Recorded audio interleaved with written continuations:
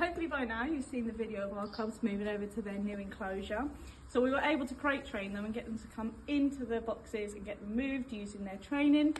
Unfortunately, with mum and dad, we weren't quite able to do that because they're a little bit more reserved. So what we did was we had to call our amazing vet team and get them down here, and we decided to sedate them. So what we thought we'd do is we share with you guys some more behind the scenes footage of how it all went down. So sedating a large dangerous carnivore such as a brown hyena definitely is not something you go into lightly. So there was quite a lot of preparation involved ready for the main event. That involved the vets preparing, the keepers preparing. We had quite a little bit of do just to get ready for this.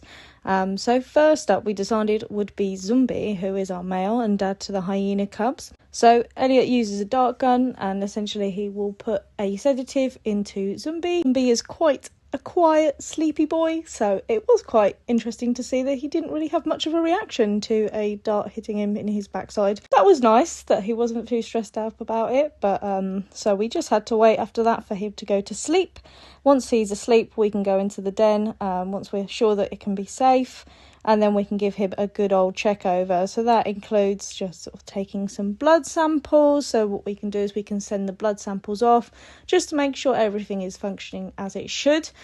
We have got those back already and they're looking really good, so we're really happy with that. We also need to check their teeth, so this is a great opportunity just to get a good look inside that mouth. Now they do have quite big teeth, and teeth are very important obviously to any animal, but with our brown hyenas, the diet they have being scavengers and being able to consume pretty much everything including bone, that does mean that we do need to keep an eye on their teeth because they are consuming quite hard materials, so it's really, really important for their dentition to stay nice and clean, not broken. We'll also give them a good old check of their body condition, and while we're there we'll also give a quick check of their microchip. So anybody that's got pets, you'll know that microchips are a way to identify an animal. Normally it is in the scruff of their neck for most animals, particularly carnivores. Zumbi's is in his bum for some reason, don't really know why, but there we go, he's got one, so that's great. So after giving him a good old check over, we were ready to transfer him over to his chariot, ready to head off to his new home. And he's in a lovely little blanket there, nice and tucked up. Firstly, though, we've got to give him a quick weigh because we don't get much chance to weigh these guys. So when we have an opportunity, we take it. He was a little bit heavier than we were expecting, but that's fine. So we were expecting him to be about 50 kilograms. He ended up being 58, which was a surprise, but good to know. So once he's in his den, Elliot is able to give him a reversal, which will basically just help him wake back up. And then we'll keep an eye on him using a pulse oximeter.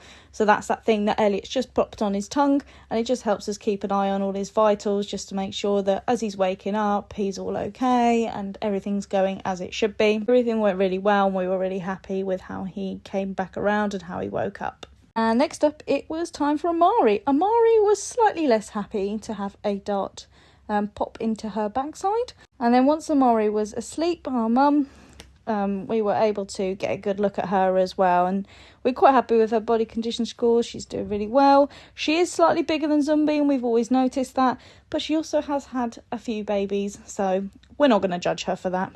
And then we'll start taking some bloods from Amari.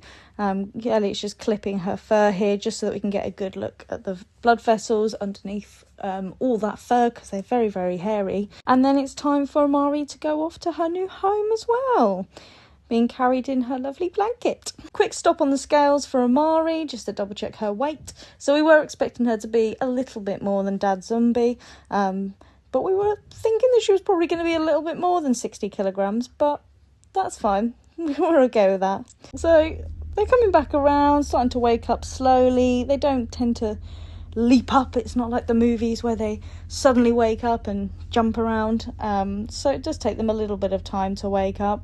Amari here looking slightly confused at where she is. And Zumbi, bless him, Zumbi has lost control of his tongue slightly. So things are coming back just a little bit slowly. At least they look very cute while they're waking up. Zumbi looking slightly concerned at his new living arrangements, but they'll get used to the new area and they'll start to love it and call it home.